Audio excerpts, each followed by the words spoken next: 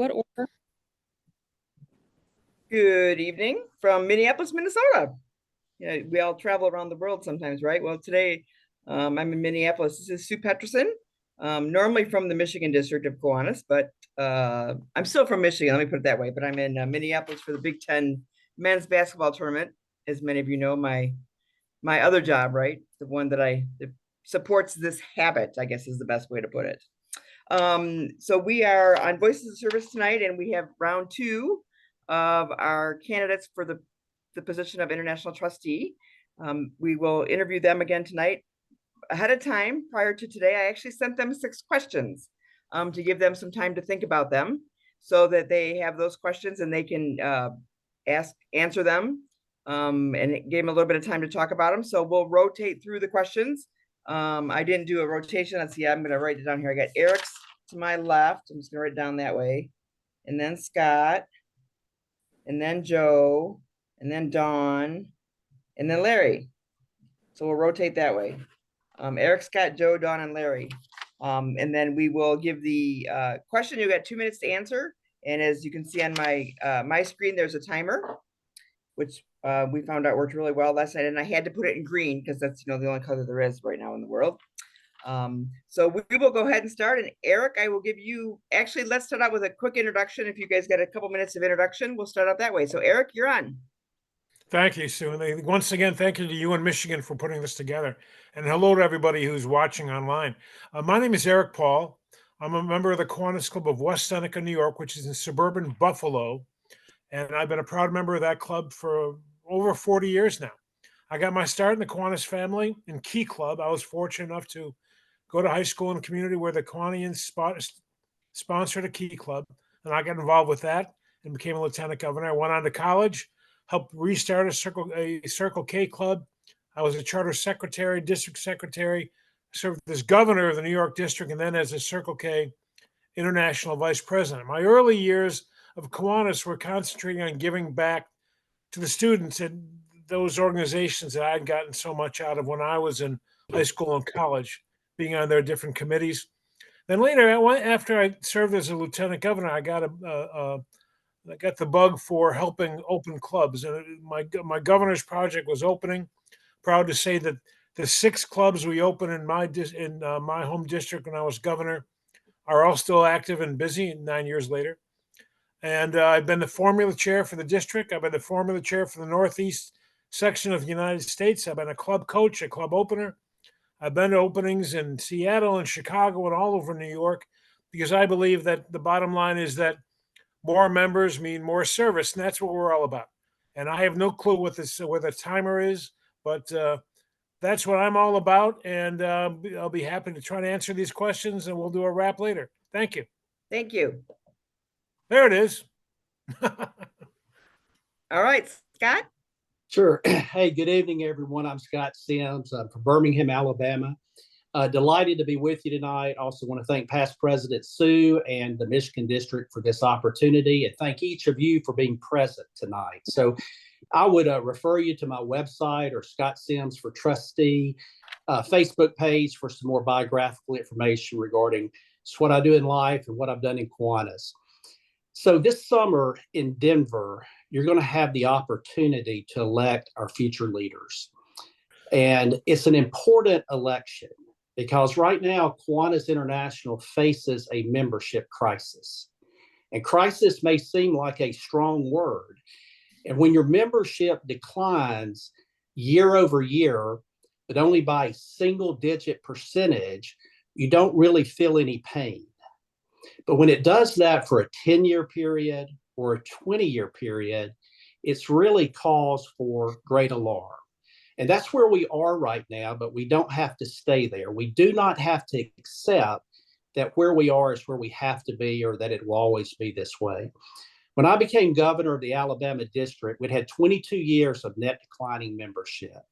And we set an ambitious goal to build a new club in every division. We achieved that goal. We had our first positive gain, and we also led North America in percentage net gain. Our board just decided that what we do is too important to stay on the path that we were on. So as I said last week, I'm passionate about Kiwanis. I think I have a record of that passion leading to results. The two most important things we do, our service leadership programs and our service projects, are at risk if we don't solve this problem. I hope you'll elect me and give me an opportunity to help us reverse this membership trend. Thank you, Scott. Joe? Hi, everyone. I again thank you, Sue, for putting this on, and that everyone that is here to let me share a little bit about myself as a candidate also for international trustee. I am Joe Schwartz from the great Kansas district, and I will have been married to my sweetheart for 47 years. And in this photo here, this shows when my third child was born. The first one was still 2. So I was quite busy for a while. And so then that brought me, after they were older, I was able to get into Kiwanis. But before I do talk a little about that, I want to clear up a rumor. It's going around that I was an ice road trucker in Alaska, and that is wrong. I was a Delta driver down at the bottom of the world in Antarctica. So now that we have that cleared up, we'll go back to my love of Kiwanis and how I do love helping to open clubs. I have helped from across the United States, in my own district, and also in Africa.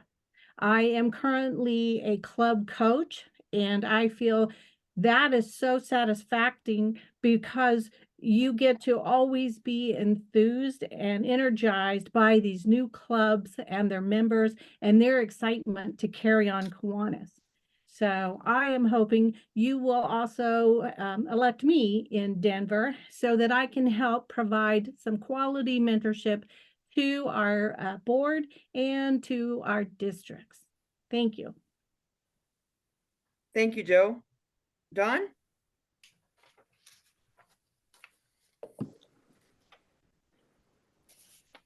Thank you. My name is Dawn Puderbaugh-Hodges. I am from Greenwood, South Carolina, currently sitting in a classroom. In addition to being a child abuse attorney for the state of South Carolina, I am also an adjunct business law professor. So my students got out a little early tonight. They said to send you all a very big thank you. They did not seem to be too upset about it. I'm not sure how to take that, but as it is, I am a member of the Greenwood, South Carolina Club, which is in upstate South Carolina. I am the governor from the Carolinas district from the 2015-2016 class. So when we hit our 100th anniversary, it was a good time. I'm still very involved in my district level. I'm the youth protection coordinator for the district. I am on the foundation, our Carolinas District Foundation. I'm a trustee for the foundation. I am the assistant district administrator for CKI in the Carolinas. And I'm still very involved in my club level. I think, like all of us, they rely on us to answer a lot of questions for them. I became involved with Kiwanis when a friend asked me to come in 2000, and I went and joined the club, and I really fell in love with it. I've always volunteered since I was a child. That was something that was forced and from my mother upon me, but thankfully I enjoy it so much. And I've learned so much about my community, the Carolinas district, the international level, and I feel like I have a lot to offer the district and the international level, and that's why I'm running for international trustee. Thank you. Thank you, Dawn. And Larry, your turn. Good evening. Hi, everybody. My name's Larry Forsberg. I'm with the Sycamore, Illinois Kiwanis. And I believe that everyone's life experiences, positive and negative, bring us to where we are in life. After my Catholic elementary and high school education, I joined the United States Navy in 1968, pretty much to avoid, at that time, going into the Army or the Marine Corps in Vietnam. But after I didn't apply myself and failed an electronics course in 1968, I still don't remember electronics, I still ended up in the Mobile Riverine Force on the rivers in Vietnam. I married my best friend's sister, and now I've been married to the current president of the Sycamore Kiwanis Club for 53 years. We have 4 children, 6 grandchildren, and a couple of them are in the SLPs. I've been an active member of the Sycamore, Illinois Kiwanis Club for over 35 years, and an active member of my original hometown club, the Bloomingdale Roselle Kiwanis Clubs, since 2011. Before Kiwanis, I was a member of JC's, and I feel that's important because that's what I first realized, because this is the final part of the JC Creed, that service to humanity is the best work of life, always accentuated at the end. I've been an insurance broker for 49 years. A major portion of my business is insuring school districts, helping assure that students, staff, the buildings and buses they occupy are safe.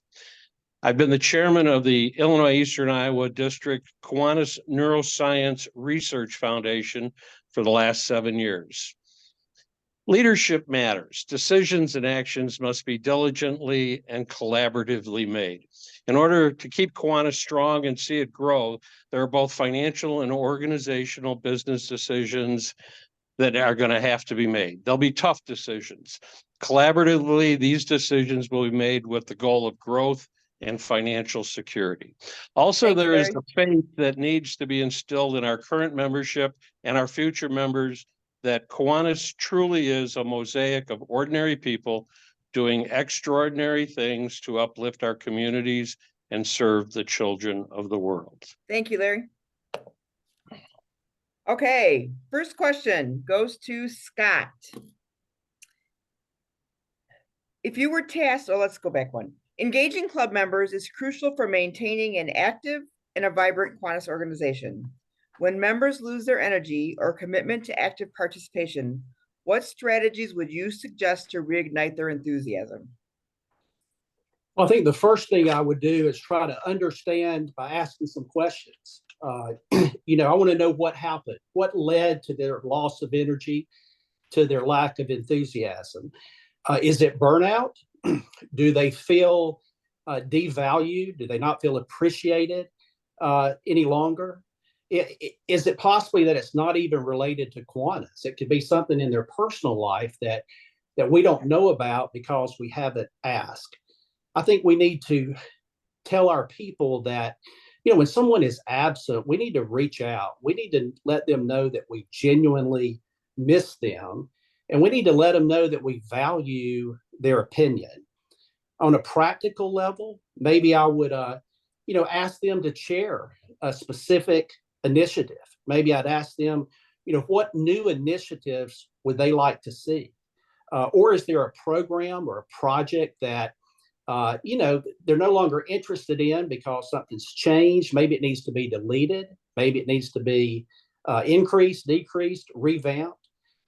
Maybe I could ask them to help us moderate a club program about why I joined Kiwanis, so that they're reminded of the passion that they once had, and that helps reignite it. According to the Pew Research Group, we are at a point in time where there are 6 active generations, and we want them all. We want to attract everybody from these generations. But in order to do that, we've got to be aware of their needs. We've got to be flexible. We've got to realize that we need to be accommodating, and that we're no longer in a one-size-fits-all. Thank you, Scott. Joe, would you like me to repeat the question? No, I think I have it, because I would kind of start off like Scott did, because you do need to have more one-on-one conversations with those members that are beginning to miss, because, why are they missing? So maybe try organizing events and activities that cater to a broad variety of interests in case they're bored. Are you doing the same stuff over and over again? Another suggestion would be to try to send a quick note to say that we missed you. If you are trying to engage more members to be active, you can ask one of your club members to do the reaching out. That person can do it with their phone right at the meeting. You don't have to go home and try to write a note and do that. I would also suggest that you invite those members to be the program. Let them share either about their business or life, because everyone has an interesting life. Do you remember that football player that got hit in the chest and died? We had a member with that exact heart condition, and her claim to fame is that she died first. It was about a year in advance. So anyway, when they do have these projects that they help you with, make sure you publicly thank them, and also maybe find a way to engage all the present members, whether there's a card drawing option or a pop quiz on who knows the most about Kiwanis, or maybe even the president. But if you hand out candy as a prize for these winnings, make sure you have a sugar-free variety available also. We want equity. Thank you, Joe. Don? Yeah. So, echoing a lot of what Scott and Joe have said, but also do a club survey. I mean, Kiwanis has tools on the international website for how to do a club survey. Or it could be as simple as a few questions written on a piece of paper. What do you enjoy most about our club? What would you like to see us do less of? What suggestions do you have for new service projects or new fundraisers? I think the key is to really listening to your membership. And when they start to drift away, it's maybe because they don't feel heard or don't feel seen. After you do a service project, report back the positive feedback you received. Read the thank you notes. If you do scholarship awards, invite the scholarship recipients to come and talk so people realize the value of being in that Kiwanis Club and the impact that it's having in your own community. If you donate money, show pictures in your newsletter of what the money that was donated was used for the organization, so they understand what it means to the people that have received it. Have team competitions. Divide your club into membership teams so you can collect the most money from Raise Right or whatever it is you're doing. Celebrate birthdays. Celebrate Kiwanis anniversaries, how long somebody's been in Kiwanis. Give shout outs, special K-bars. Recognize your members. A golden spatula for somebody who did really well at the pancake feed. People just really want to know the positive impact that their efforts are having. And when they see that, I think they'll be involved. So at one point this is a hot minute ago, used to do Kathy Smith's step workout VHS tapes. And at the end of the workout, in the stretching and cool down section, she said something to the effect of, remember how you feel now. This is what will keep you coming back. So remember and help your employees, your Kiwanis members remember how they feel at the end of a volunteer project, because that's the good feeling that's going to keep them coming back. Thank you, Don. Larry? Are we good with the question, or would you like me to repeat it? Could you repeat it? Not for necessarily my benefit, but perfect. Energizing club members is crucial for maintaining an active and vibrant Kiwanis organization. When members lose their energy or their commitment to active participation, what strategies would you suggest to reignite their enthusiasm?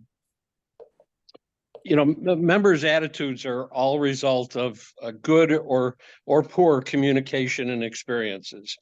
It can be the quality or the consistency or both. If members feel the organization is out of touch, they are right. If a member feels like Kiwanis is doing all the right things to satisfy that member's value proposition, they are right. The member that feels there's a detachment needs to reflect on their local club. That's where the value is not being demonstrated. Consistent, quality, value-driven leadership is tough to achieve in any organization. That's one reason why we need new blood, new leadership, quality programming, relevant service projects, and training. Unless a member has a burning desire to be part of the big picture, like going to an icon or running for governor, they might not even know about Kiwanis International, but they do have a vote. And maybe someday it'll be feasible to vote without attending an ICAP. Thank you, Larry. Eric? Well, first of all, I would, it's tough going fifth when you do these. First of all, I would encourage in a one-on-one discussion with that member to find out why they lost their fire for Kiwanis. Whatever it was they started out with, whatever it was they got them to start with, why they hadn't done it anymore. Find out one-on-one, make them feel welcome, make them feel they're still needed. Ask them what they think we should be doing that we're not. But then specifically, I would get them to come with me to a Key Club, Builders Club, Action Club project. There's no way to get more reinvigorated, to me, get more reinvigorated into Kiwanis, the day-to-day of Kiwanis, is to go to one of our SLP programs. See the enthusiasm they have, see the love they have for what they're doing. And the idea is that, hey, we did this. We sponsored this. SLP programs aren't just for the advisor. They're for every member of Kiwanis. And more of us should go, even if we don't sponsor, go to a neighborhood Key Club, a neighboring Builders Club.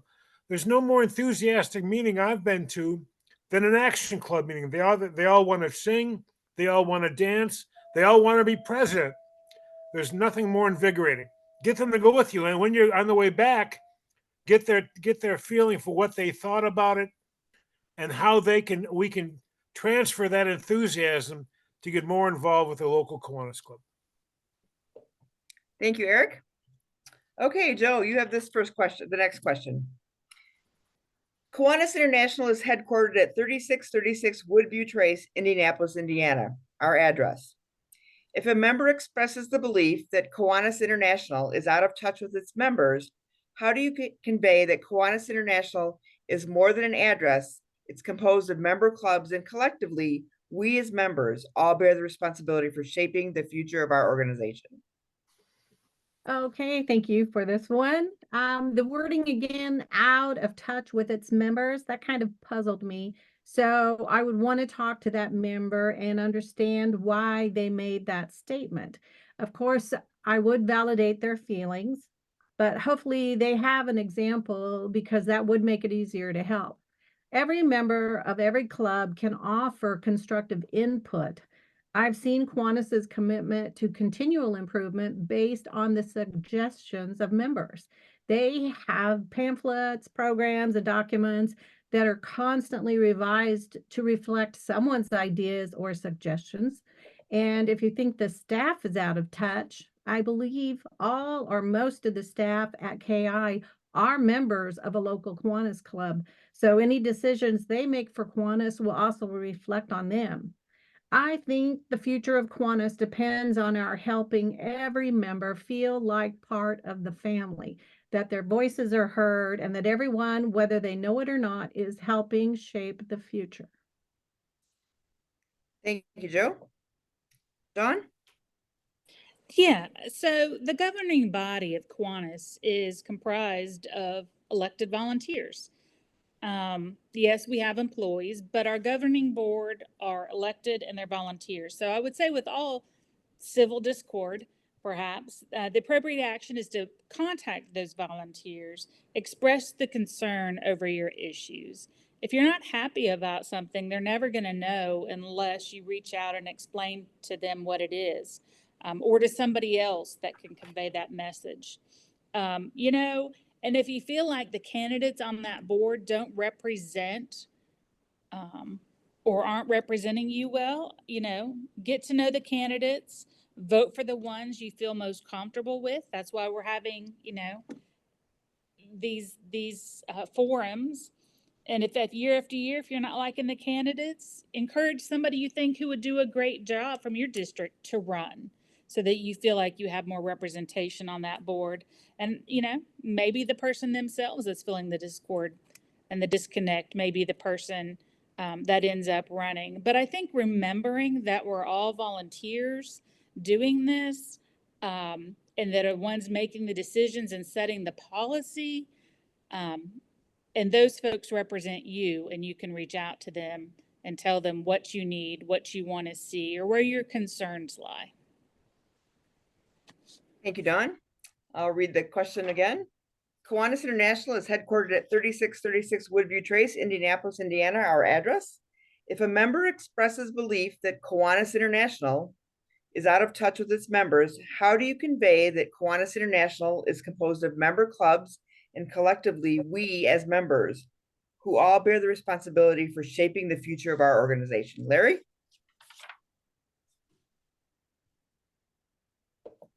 Some people are better communicators than others, and I think that's the key to a lot of this. Some people shake hands more firmly than others. Some people are better huggers than others. I think good, positive, informative communication is essential. I think the process is better completed after an individual conversation with somebody, not necessarily on a Zoom call. Who are you? This is who I am. And once we get comfortable and realize we have the same goal, it's time to get down to business. It's really difficult when you're trying to find volunteers to head up an organization that involves expense. And finding somebody who's willing to do this for nothing is really a challenge, I would imagine. Last year, Kiwanis spent $1,569,000 on travel, and that wasn't for just trustees. That's 6.6% of the whole budget. The only way we're going to know if money was well spent, if members feel we have inspired their club and their members to be better servants in the community.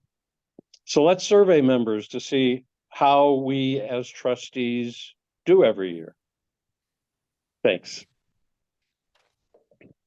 Thank you, Larry. Eric? Well, whether it's 3636 Woodview Trace, or whether it's 101 East Erie, or whether it's wherever we are in Belgium, or wherever we may be in Asia, the general membership has no concept, and they don't care about that. They want to know what's going on in their local community. And I think our leaders have to make sure they have constant contact with the dues paying membership back home. There's nothing more invigorating about Kiwanis and going on an SLP project. There's nothing more eye-opening than going to a divisional where clubs with similar interests swap stories and info about how to best run a project. We'll go to yours. Have you tried this? Have you done it this way? We tried that, didn't work, but this did. That's what the idea of Kiwanis is. And so that individual's got to be brought back into the idea that, hey, we're all members of this organization. This organization is run by the members, not by the staff. They work for us. And the members who are the elected leaders, who are all members of local clubs, are the people who direct where the organization goes. And that input from club members is what's important to keep us focused on what to do for the best for the general membership, therefore our clubs, therefore our divisions, and do more service for our local communities. Thank you, Eric. Okay, Scott. Yeah, this is an important question, and I think we've seen, we've seen this played out with regard to the dues debate for the last few years. I think that's where it's really surfaced, and they felt like KI was out of touch. Again, I want to listen. I feel like I learn when I listen, and I don't want there to be any misinterpretation. I want to, I'd ask the person, what experience has led you to feel that KI is out of touch? Are you referring to the staff in office? Or are you referring to the international board? Who is KI to you? And has this experience been personal to you? I would want to, understand where they're coming from. I would want to remind them that the Kiwanis leadership is accountable to them. I mean, the members are the most important people in the organization. Elected leaders are not there to be served. They're there to serve the membership. And the board members should always, at every opportunity, remind that, look, we're Kiwanians first. We attend a weekly meeting just like you. And whenever they have the opportunity, anybody in leadership, to be with local club members, you, of course, just need to listen and to learn. The question implies that the truth, though, that both Kiwanis International and the members both have an opportunity and an obligation. And we need to find out if there's a communication breakdown. Where's it coming from? Is it president, staff to trustee, et cetera, down or back up the chain? One practical suggestion would be to have some sort of communication initiative, local club KI, that maybe where the trustee is the conduit of this, the trustee counselor, since it seems to be a KI issue. Certainly get them involved in committees so they can express their ideas, and by all means, get them to come to the international convention so that they see what Kiwanis International is doing, not only in their district, but in 80-something countries around the world. Thank you, Scott.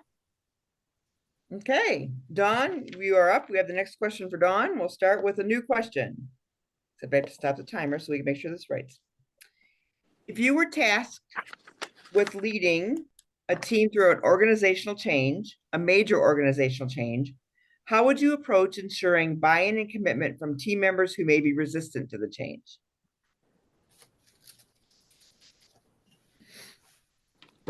Yeah, so first I would be very, very clear in communication throughout the process. I think that's so key. And I'd start by discussing with the team why we're making this change. Is it driven by member request? Is it driven by a financial situation? Is it driven by policy changes? I think the team needs to know the why.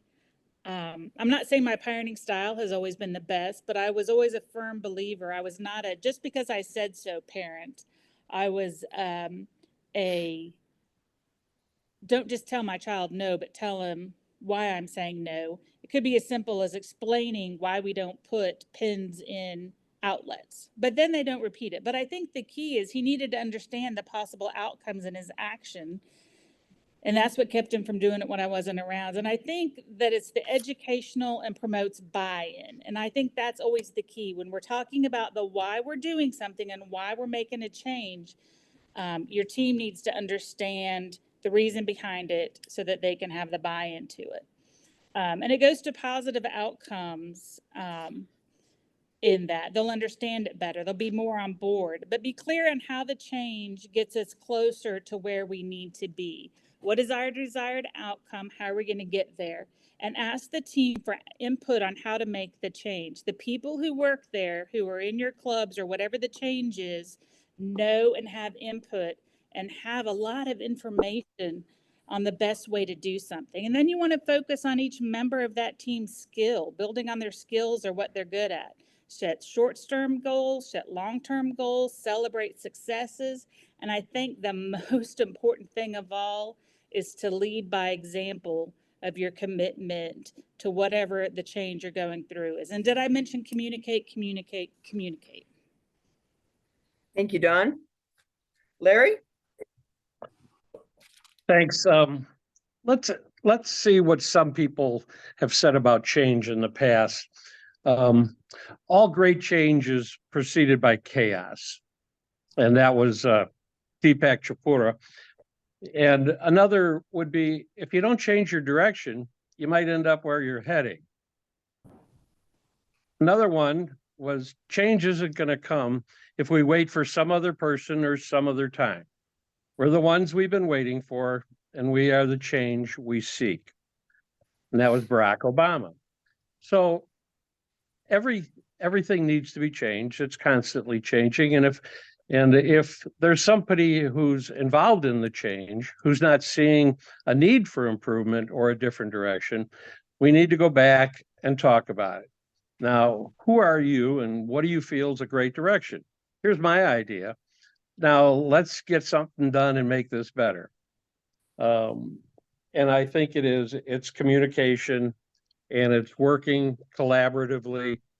And I think when you're talking with volunteers, sometimes that's more of a challenge than what it is if you have even highly paid employees who are trying to make decisions. So I think everybody has to realize where everyone else's position is at the table and then work from there. Thank you, Larry. Eric?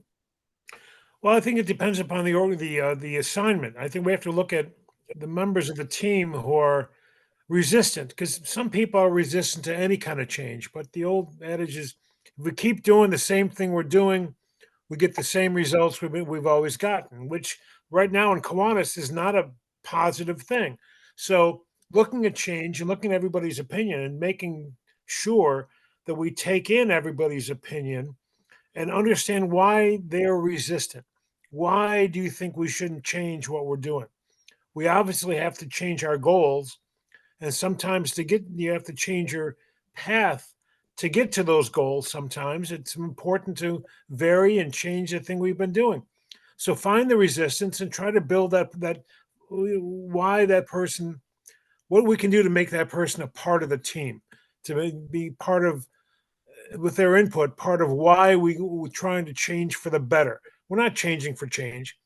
We're changing because we're trying to get to a better output and a better program and a better Kiwanis. And that's why we have to try different paths sometimes to get to a better ending. Thank you, Eric. Can I repeat the question again? If you were tasked with leading a team through a major organizational change, how would you approach ensuring buy-in and commitment from team members who may be resistant to the change? Scott? Yeah, when I served as governor, I met with the board about 6 weeks before our term was to begin.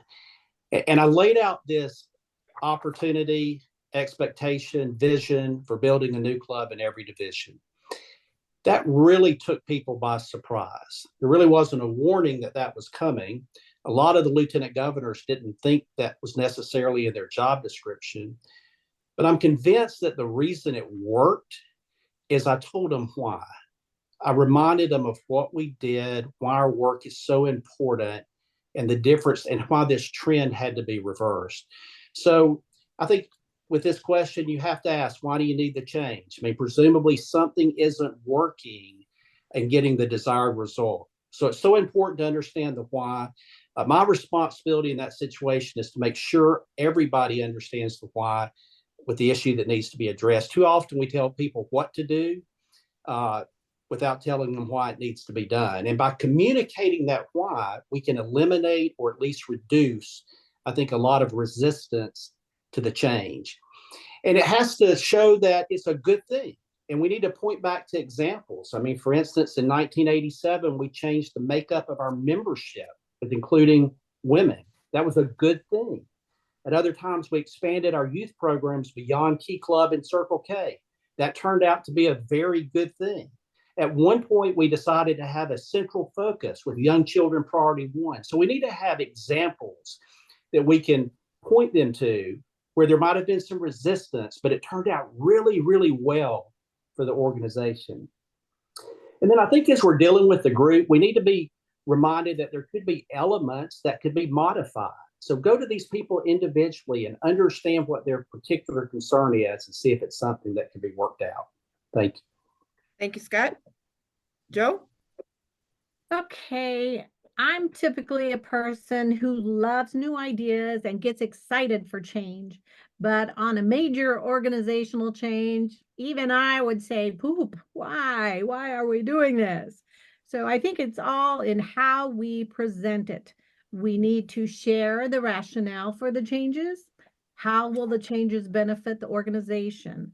I'm going to assume that the clubs knew the change was coming. So I would give time for feedback from the members. Let's ask them how they like to receive information like this. Do they prefer to rip the bandage off their hairy arm in one swoop or lift it a quarter of an inch over several days? I personally would offer training before the change about the change coming. I would offer training during the change is here. And I would offer training after the change because no one read the emails about the change and now chaos has ensued. So example is that new system that is rolling out. I think it's called Kiwanis Engage. It's supposed to be easy and smooth, but we all know it will have kinks and hiccups for quite a while.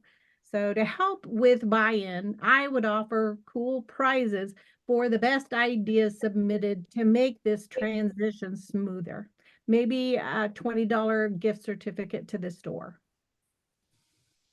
Thank you, Joe. Okay, Larry, you have this question.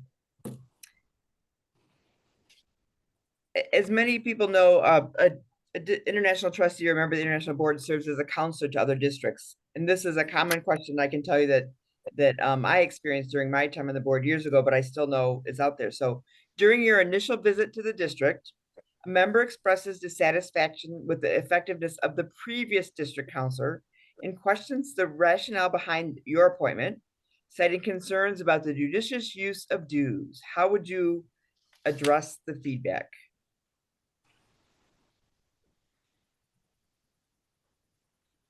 Is that number 4? It's number 2. Number 2. I got my questions in the wrong order. That's But all right. I'm that's, bouncing around, so it's okay. well, thanks. I'm flabbergasted that I'm just figuring that out. So I'm going to go back and repeat my number 2, and hope it carries a little more weight this time. About people shaking hands and hugging and stuff like that. And I hope we can still hug, and I hope it's still always good to shake hands, but it's all about talking. It's we need to keep communication open, and we've got to look at that budget and figure out ways to spend our money wisely. One person, one trustee is not going to be the same as another, and we've all seen people in different roles who act and respond differently, and I don't think I'm following my brother necessarily. So I'm going to figure out the best way to do it, and we're going to do it that way. Thanks. Thank you, Larry. Eric, same question. Well, I would have a conversation with that person who had an issue or had concerns, and ask them what they thought the role of a trustee should be, what they thought that trustee should have been doing that they weren't doing, what I can do that's different and more beneficial and more positive to their Kiwanis experience. Because remember that board members should not be at some different level, only associating with the leadership of the district. And when you make a visit, you should make a point of interacting with the real leaders of Kiwanis, who are the club officers who do all the work. What do they think we should be doing? What kind of input I can take back to the organization from them, from it's an old phrase, from the dues paying membership, and alleviate what their concerns are about what they didn't see from that last trustee that I can do different and better. Because the bottom line in Kiwanis is that the work is done by the clubs, not by those who serve in offices who have a nice pin. They're done by the clubs and what projects they do and what positive impact they make on their community. And that's what it's all about. And that what I would work to make better. Thank you, Eric. Scott? Yeah, first of all, I would be very pleased that they shared their dissatisfaction. I want to hear that. I don't want people to keep that to themselves or talk about it in corners. I want them to work it through the channel so that we know, what's going on and how we can address the needs. I would remind them that, again, I'm there to serve them. They're not there to serve me. They elected me. I'm accountable to them. But I want to listen and ask questions to understand what was their perceived lack of effectiveness on the past trustee. When I became a lieutenant governor, I took 2 immediate steps. The first step was to call my predecessor and ask them to walk through every single club and give me their perception of strengths and weaknesses, and also how they interacted with that club. Then I called each club and asked them the same questions. And what I saw was that there were some disconnects. And so it helped me to know how to be a better lieutenant governor and how to relate to those clubs. I would tell them that, trustees are assigned. You make the best decision of where to assign someone with the information that you have available. But, sometimes it may not be the best fit for a district, but you make the assignments and you still expect accountability from the trustees. Of course, I would convey to them that I don't have any personal knowledge of how the prior trustee, what they did, what they said.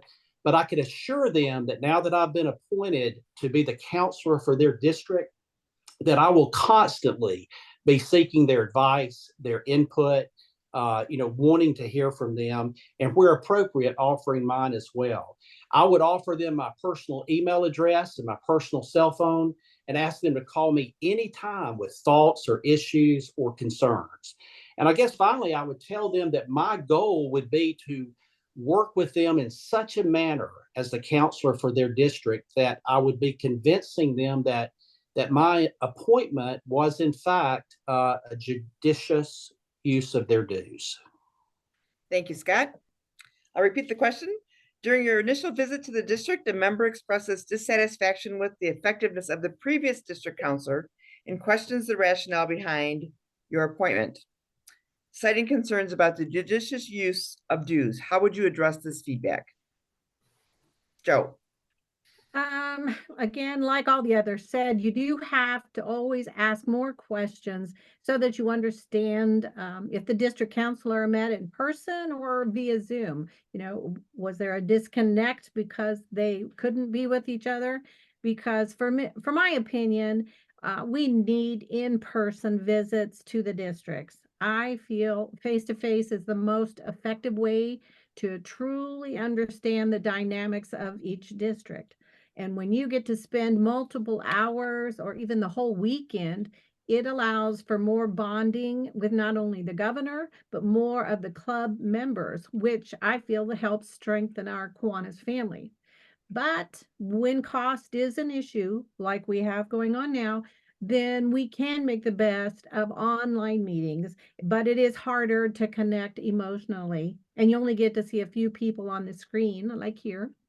So whether or not you do get to meet in person, when you mentor the district governor, most of it will be done via phone calls and emails and Zoom. You're always working however it is best for the both of you to do that. What's the rationale behind my appointment to your district? They want you to have the very best. Thank you, Joe. Dawn. Yes. So I think, as a counselor, I'm first going to ask them what exactly an effective counselor looks like to them. What do they need from their counselor? What do they want from their counselor? What's their biggest needs or their biggest concerns in their district? How do they think I might be able to help them with that or provide service in coming to information and answers to some of those issues they have? I mean, if I'm being brought or sent someplace, I want to provide value as the counselor. I'm more than just a pretty face and a good speech. I want them, to understand that the counselor is not just present for the district convention one time a year. They're in and out, and that's all the interaction that they have with that club or that district. They need to know that, and I hope they understand that as well, that a counselor does and can provide service to them throughout the year, attending board meetings, attending committee meetings, whatever it is that district really thinks they could use you for. And all the things that a counselor can do for their district. I'm too certainly concerned about the judicious use of dues. But dues do cover needed expenses. Clubs have dues, districts have dues, international has dues. But I think that a good counselor can provide more value than the cost that's being expended on them. But I can't show up assuming that I know what that district needs or wants, and that I would need to be open to listening and hearing and responding accordingly to what their needs are. Thank you, Dawn. Okay, we have about 10 minutes left, so I'm gonna, this one was not on your list, but Eric, I'm gonna start with you. What's the last book that you read? You're on mute.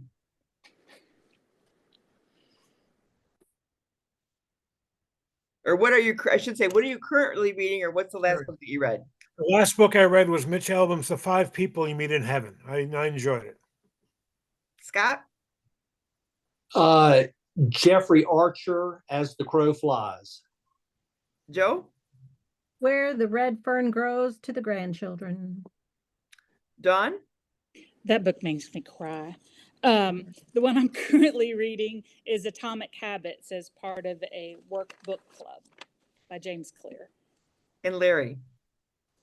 Frederick Brackman, love Frederick Brackman. He wrote the one about the curmudgeon, but Up Against Us Against You. Wonderful. So I'm reading Unreasonable Hospitality, the remarkable power of giving people more than they expect. So I'll share that with you. All right, we're gonna wrap ourselves up here. 2 minutes for your closing comments, and we will start with Scott. People ask me frequently, why am I running for trustee? And really, that's a very easy question to answer. It's simply to give back. I'm passionate about this organization, and I'm not just here for Kiwanis. I'm here because of Kiwanis. I was a kid that needed Kiwanis in high school, and Kiwanis was there for me. And the 3 years that I spent on the Key Club board literally changed the trajectory of my life. I cannot overstate the impact that had, particularly ultimately serving as governor my senior year. And fun fact, Paul Palazzolo was actually one of my counterparts in that governor class. I met my wife through Key Club. Our oldest son played college football. Our youngest son plays golf. But both of them were in Key Club and benefited from it. But the two middle kids got real involved. One was the district secretary. One was Key Club International president. I know the effect that Kiwanis International, the transformative effect that it has on kids. I personally experienced it. I've seen it in my kids, and I've seen it in other kids over and over and over again. So that's where my passion comes from. And it's why I'm so motivated about membership growth. I shared with you some of the results we achieved when I was governor. As membership chair for my club, we grew 18%. As president, we grew 16%. For the past 2 years, I've had the opportunity to be one of the 4 area coordinators in North America where I work with district membership counselors. I know that we can rise to the level and meet this challenge and move forward. So I'm passionate about Kiwanis. It's not difficult to build a Kiwanis resume, but it's difficult to achieve results, and results matter, and they are more important than ever at this particular time in our history. So tonight, I ask for you to let me put my experience to work for you, and together we'll see our passion lead to results. Thank you. Thank you, Scott. Joe? I want to ditto everything that Scott said because he always has a wonderful way of saying things. But why did I want to run for international trustee is because I bring a different voice to the board. We have all these people that we need to merge together. We need the variety of people that can bring these new ideas. Let's use the ones we have, but also we have so many more things we could be trying. We need people who have a positive outlook on life that can bring these things to you in a positive way. And, I say that Kiwanis has trained me over the years. There's been all of these programs and trainings that were offered for free. And I took advantage of them. And now I consider myself a global Kiwanian because, I talked about how I was talking on the phone to a Kiwanian in Malaysia. And then I was also texting on WhatsApp to a potential Kiwanian in Uganda.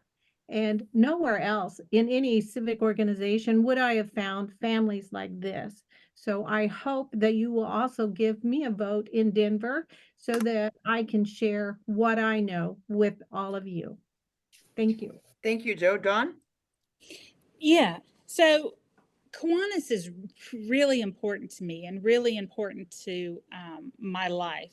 My passion is community service, and Kiwanis gives me a way to do that.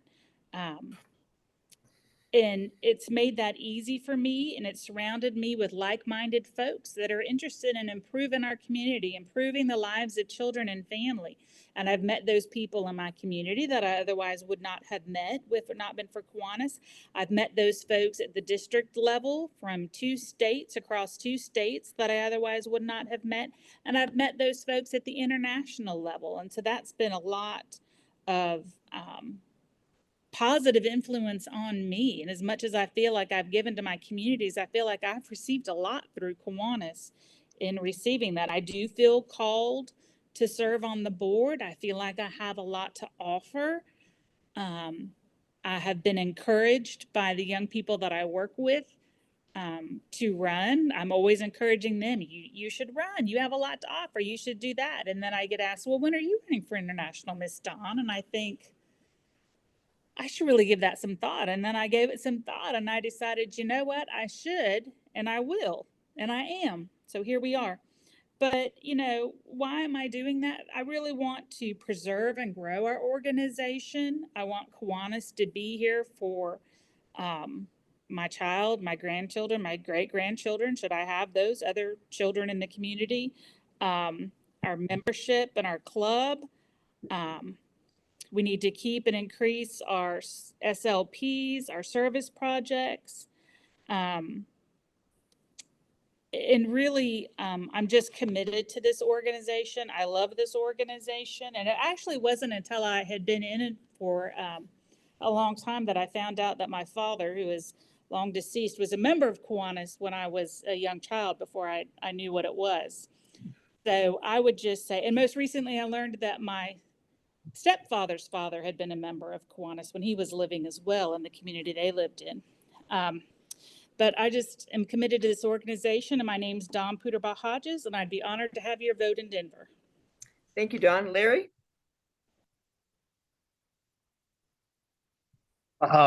First of all, I want to thank everybody that listened in tonight looks like from all over the globe. I only decided to run for trustee when others thought that I should. And so I'm really responding to their urgings. And I don't know about the other candidates and their aspirations. I just want to be a positive, impactful trustee, not vice president or international president, just a trustee that wants to listen to members and act for Kiwanis' best interest.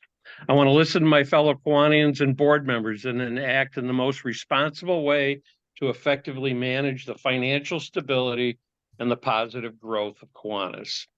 At the end of 3 years, I just want the members to be able to recognize that this is a better organization than when I came on board. And then I'm going to go home, but I'm going to see you in Denver in June 1st. Thanks. Thank you, Larry. Eric? Thank you. You know, a lot of people, I'm involved in some other activities like a volunteer firefighter and that. And they say, why are you so involved with Kiwanis? Well, basically, when I was growing up, I was the shy, chubby kid who got bullied a lot because of that. And I grew up going to Rotary projects with my dad. But joining Key Club made a big difference in my life. It opened my eyes to what is beyond my hometown. And then my experiences in Circle K really opened me to community service. And my life since then has been an attempt to give back, to make sure that experience was available to those who followed me. And it has been so far, and I've been lucky to be governor, to be formula chair, to be all the things that Kiwanis has showed me. I believe I have more to give. I'm a candidate for trustee.